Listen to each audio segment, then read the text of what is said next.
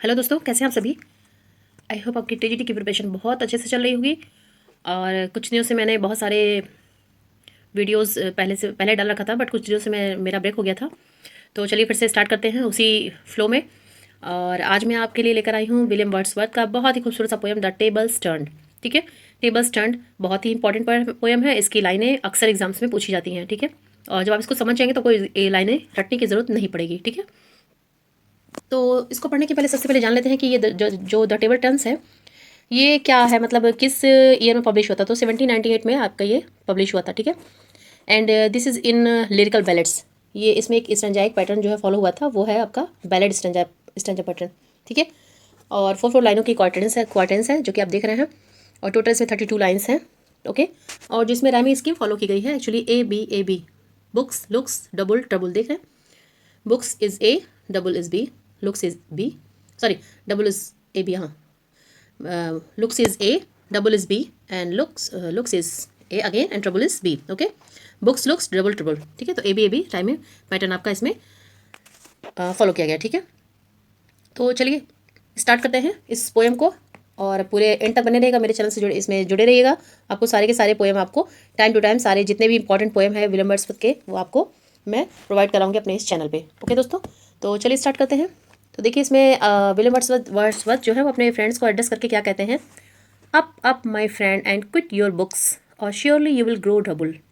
Up my friend and clear your looks, why all this toil and trouble. Up my friend मतलब उठो उठो मेरे दोस्त। Quit your books मतलब इन किताबों में क्यों उलझे हुए हो, छोड़ो इन किताबों को, leave it.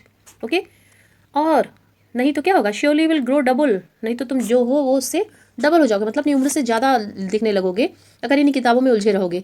Up my friend, उठो उठो मेरे मित्र। And clear your looks, clear looks मतलब कहना चाह रहे हैं कि अपने लुक्स को, अपने नज़रिए को थोड़ा क्लियर करो और थोड़ा शार्प करो। Y all this toil and trouble, क्यों इतनी परेशानी में पड़े हुए हो, ये सारी परेशानियाँ क्यों हैं। अपने नज़रिए को बदलो और निकलो इन किताबों से थोड़ा सा। मतलब ये कहना चाह रहा है प्रकृति से जुड़ो। एक्चुअली इनका मेन जानते हैं कि मेन ये नेचर पोएट हैं, तो प्रकृति के बारे में ही ज़्यादातर इन्होंने अपने सारे पोएम्स में लिखा है। तो इसमें भी इन्होंने यही बताने की कोशिश की है। ओके ओके, तो आप इसमें देख रहे हैं एक चीज़ और आपने नोटिस किया होगा कि Y all this toil and trouble. Toil and trouble देखिए यहाँ पे आपको एलिट्रेशन जो है फिगर स्पीच देखने को मिल रहा होगा। तो वैसे बहुत सारे फिगर्स ऑफ स्पीचेस सारे पोएम्स में यूज़ होते हैं, तो इसमें कौन कौन से यूज़ हुए आप पढ़ने के बाद ही आप जान पाएंगे। तो चलिए नेक्स्ट देखते हैं। The sun above the mountains head a freshening lustre mellow, through all the long green fields has spread his first sweet evening yellow. ठीक है, the sun above the mountains head कहते हैं कि उठो देखो, सूर्य जो है वो माउंटेन्स के हेड के ऊपर जा चुका है, मतलब कि सूर्य प्रकाशित हो चुका है। अ फ्रेशनिंग लस्टर मिलो, बहुत ही तरोताज़ा जो है वो खूबसूरती के साथ जो है अपनी खूबसूरती बिखेर रहा है। Through all the long green fields had spread, जितने भी हरे हरे घास के मैदान हैं चारों तरफ देखो कैसे इसकी हरियाली इस हरियाली में किस तरह से दिखाई दे रहा है। ये प्रकृति का सारा, ये सारी सारी की चीज़ें प्रकृति की देन है। His first sweet evening yellow, और जैसे कि आप जानते हैं कि उसके बाद में फिर शाम आती ही है, तो फिर यहाँ पे आपको फर्स्ट स्वीट इवनिंग येलो। ठीक है, जो येलोइश जो इवनिंग, जो शाम ढलने की सूर्य जब ढलता है तो हल्की हल्की येलो येलो जो रोशनी आती है उसकी बात कर रहे हैं ये। ठीक है, the sun above the mountains head a freshening lustre mellow, through all the long green fields has spread his first स्विंग evening yellow.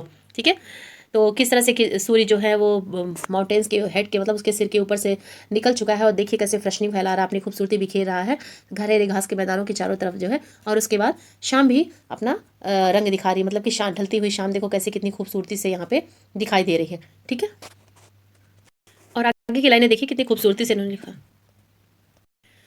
Books, 'tis dull and endless type. Come here, the woodland linnet. How sweet his music on my life. There is more of wisdom in it. Okay? Books, किताबें, 'tis dull and endless type, जो कि बहुत ही boring हो चुकी हैं और इसमें अंतहीन संघर्ष है, जिसमें कि कोई इसके संघर्ष का कोई अंत ही नहीं है। छोड़ो इनको कहते हैं। Come here the Woodland Lynette, ठीक है, आओ सुनो इस वुडलैंड लिनेट, इस लिनेट चिड़िया को सुनो। हाउ स्वीट इज म्यूजिक, कितनी मधुर उसकी म्यूजिक है। On my life there is more wisdom of on it in it sorry on my life there is more of wisdom in it. अगर मेरे जीवन में कुछ पूछा जाए, किसी मतलब मेरे बारे में पूछा जाए, तो मेरे जीवन में जो ये म्यूज़िक है, इसका स्वीट सा म्यूज़िक है इस लिनेट बर्ड का, इसकी जो बुद्धिमत्ता है ये मुझे इसमें ज़्यादा बुद्धिमत्ता नज़र आती है, बल्कि किताबें छोड़ करके, मतलब अगर मुझसे पूछा जाए तो किताबों के बजाय में इनमें मुझे बुद्धिमत्ता ज़्यादा नज़र आती है। ठीक है, there is more wisdom in it, मेरी लाइफ के लिए, मेरे लिए। ठीक है, तो कहते हैं कि books it is a dull and endless life strife, ठीक है, जो अंतहीन संघर्ष, किताबों में उलझे पड़े रहोगे, संघर्ष करते रहोगे, निकलो इनसे बाहर निकलो, come here the Woodland Lynette, और सुनो उस वुडलैंड लिनेट को, उस लिनेट चिड़िया को सुनो, हाउ स्वीट हिज म्यूजिक, कितनी मधुर उसकी म्यूजिक है, कितना मधुर उसका आवाज़ है, on my life there is more of wisdom in it, ठीक है, मेरे जीवन में इससे ज़्यादा बुद्धिमत्ता और कहीं नहीं है, मेरा ये मानना है, okay. And hark how blithe the throstle sings, he too is no mean preacher, come forth into the light of things, let nature be your teacher. देखिए कितनी कितनी अच्छी बातें इन्होंने कही है। एंड हार्क, और हार्क मीन्स यहाँ से कहते हैं, यहाँ पे इसका मतलब है सुनो, और listen how blithe the throstle sings, throstle कैसे किस तरह से कितनी अच्छे से गाती है। He too is no mean preacher, ठीक है, यहाँ पे देखिए टू जो होता है वो नेगेटिव सेंस में होता है, नो दिया ही है, और मीन का मतलब आप जानते हैं नेगेटिव होता है, ठीक है। He too is no mean preacher, कोई मीन प्रीचर नहीं है वो। Come forth into the light of the things, ठीक है, मतलब इसका मतलब क्या है कि चीज़ों को प्रकाश में आकर के देखो, ठीक है, बाहर निकलो इन सारी चीज़ों से, और देखो कैसे लीथे जो है थ्रस्टल सिंग्स, किस तरह से थ्रस्टल जो गाता है, किस तरह से गाती है चिड़िया। And let nature be your teacher, और आओ प्रकृति को अपना शिक्षक बनने दो, ठीक है। She has a word of ready wealth, okay? Our minds and hearts to bless. Spontaneous wisdom breathed by health, truth breathed by cheerfulness, ठीक है। She, यहाँ पे she जो है वो कहते हैं प्रकृति को, प्रकृति के पास क्या है, she has a word of ready wealth, मतलब तैयार वेल्थ है वहाँ पे, प्रिपेयर्ड वेल्थ है वहाँ पे इसके प्रकृति के संसार में। और minds and hearts to bless, जो कि जिससे कि हमारा माइंड्स और हार्ट्स जो है ब्लेस हो सकता है, ठीक है। स्पॉन्टेनियस विजडम ब्रीथेड बाय हेल्थ, बहुत सारी स्पॉन्टेनियस विजडम जो कि मतलब एक धारा प्रवाह, जो बुद्धिमत्ता जो है वो जो हेल्थ को देती है, जिससे हेल्थ रियल में truth breathed by cheerfulness, truth breathed जो होता है वो सच्ची जो सच्चा जो वो होता है, क्या कहते हैं, स्वास्थ्य होता है, वो चीयरफुलनेस से आता है, मतलब प्रसन्नता से आता है।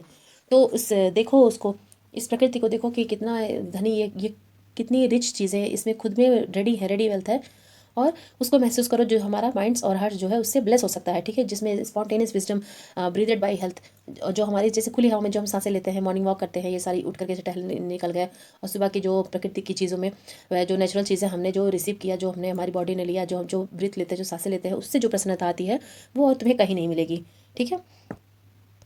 और देखिए ये लाने जो आगे की आपके हैं, one impulse from a vernal wood may teach you more of man, of moral evil and good than all the sages can, ठीक है, ये बहुत इंपॉर्टेंट लाइन है, और ये लाइन आपकी कई बार एग्जाम्स में पूछी गई है, तो इसको आप थोड़ा सा देखिएगा।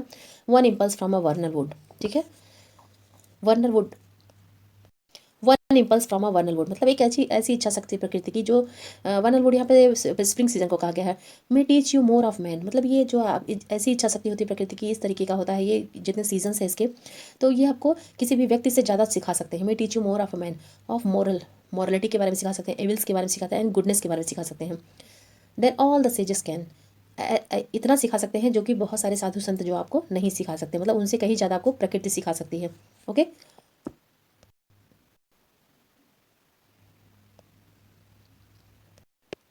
Sweet is the lore which nature brings. Our middling intellect misshapes the beauteous forms of things. We murder to dissect. मतलब sweet is the lore which nature brings. जो नेचर जो प्रकृति हमारे लिए लाती है वो कितना स्वीट है, कितना अच्छा वो है, ठीक है। और मिडलिंग इंटेलेक्ट जो हमारा दिमाग है, जो खुरापाती दिमाग है, जो खराब करने वाली हमारी आदतें हैं ह्यूमन बींग्स की, वो क्या करते हैं, misshapes the beauteous forms of things, जो चीज़ें जो खूबसूरत चीज़ें हैं प्रकृति की, उनको बिगाड़ के रख देती हैं, मिस शेप कर देती हैं। वी मर्डर टू डिसेक्ट, हम उनका कत्ल कर देते हैं, उन्हें खत्म कर देते हैं, मतलब चीज़ों को हम बर्बाद कर देते हैं। जो नेचुरल चीज़ें, जो प्रकृति हमें खूबसूरत चीज़ें दे रही है, हम उसको मिसशेप कर देते हैं, बेकार कर देते हैं, वो हमें नहीं करना चाहिए, ओके। तो देखिए लास्ट लाइन है इस पोएम की, बहुत ही खूबसूरती से बताया इन्होंने वर्ड्सवर्थ सर ने। Enough of science and of art, मतलब साइंस और आर्ट बहुत पढ़ लिया, छोड़ो अब इसको। Close up those barren leaves, बंद करो उन बैरन लीव्स को। बैरन लीव्स कहा है इन्होंने, जो बुक्स की किताबें हैं, मतलब पेजेस हैं, उनको कहा गया barren leaves. Close up those barren leaves, come forth and bring with your heart, आगे आओ, मतलब प्रकृति की तरफ बढ़ो, और अपने हृदय को लेकर के आओ। दैट वॉचेस एंड रिसीव, जो कि वॉच कर सके, मतलब देख सके और रिसीव कर सके जो प्रकृति हमें दे रही है, ठीक है। मतलब इनके कहने का मतलब है कि आप किताबों में उलझे पड़े रहोगे तो फिर आपको जो चीज़ें जो रेडी वेल्थ है, जो नेचुरल चीज़ें हैं, जो हमें बहुत सारे साधु संत नहीं सिखा सकते, बहुत सारी चीज़ें नहीं सिखा, जो हमें प्रकृति सिखा रही है, उससे हम बहुत अनभिज्ञ हैं, बहुत दूर हैं। तो प्रकृति की तरफ आइए, इससे अच्छा शिक्षक आपको कोई नहीं मिलेगा, ओके। ये था इनके कहने का मतलब। तो दोस्तों कैसा लगा आपको ये पोएम, कैसा लगा एक्सप्लेनेशन? मैंने अपनी तरफ से पूरा 100% दिया है समझाने का आपको, और अगर आपको कुछ नहीं समझ, कोई प्रॉब्लम आती है तो प्लीज़ आप कमेंट बॉक्स में बताइएगा, मैं फिर दूसरा वीडियो डालूंगी उस प्रॉब्लम को दूर करने के लिए। ठीक है दोस्तों, तो इससे रिलेटेड जो भी ज़रूरी चीज़ें थी मैंने बता दिया कि लिरिकल बैलेट्स है ये 1798 में पब्लिश हुआ था। 32 टोटल लाइनें हैं और फोर लाइन्स का क्वाड्रेंट पैटर्न इसमें फॉलो किया गया एंड बेलेंडा बैलेट स्टेंजा पैटर्न इसमें फॉलो किया गया। राइमिंग स्कीम इसकी ए बी है। ओके, मुझे नहीं लगता कि इससे ज़्यादा कुछ इसमें जानने की ज़रूरत है। तो चलिए दोस्तों, मिलते हैं अपने नेक्स्ट पोएम को लेकर के वर्ड्सवर्थ की। अब देखते हैं कौन सा इंपॉर्टेंट है जो आपको बताना ज़रूरी है, वो मैं फिर से अपने अगले वीडियो में लेकर आऊँगी दोस्तों। ओके, चैनल से जुड़े रहिएगा तो आपको सारी चीज़ें टाइम टू टाइम प्रोवाइड की जाएंगी। सारा कुछ मैं रिवाइज कराऊंगी, कुछ भी बचेगा नहीं। चूँकि भी एग्जाम की कोई डेट नहीं है, 70 डेज़ बिफोर आपको इन्फॉर्म किया जाएगा, ऐसा बताया गया है चयन बोर्ड के द्वारा कि जब भी एग्जाम होगा तो जैसे आज नहीं है, कल नहीं है, तो मतलब अभी आप 70 डेज़ दूर हैं। ठीक है, आपके पास टाइम है, अच्छा टाइम है। कंपटीशन भी बहुत ज़्यादा है, जैसे टाइम मिल रहा है वैसे आपकी जो क्या कहते हैं वो जाता है एग्ज़ाम्स के बाद बहुत ज़्यादा हाई जाएगा मेरिट। ठीक है, तो इस वजह से आप तैयारी करते रहिए, प्रिपरेशन करते रहिए। एक सीट पे 100 थाउजेंड लोग आते हैं, ये सोचिएगा, इस सोच के प्रिपरेशन करिएगा। ओके, चलिए दोस्तों, मिलते हैं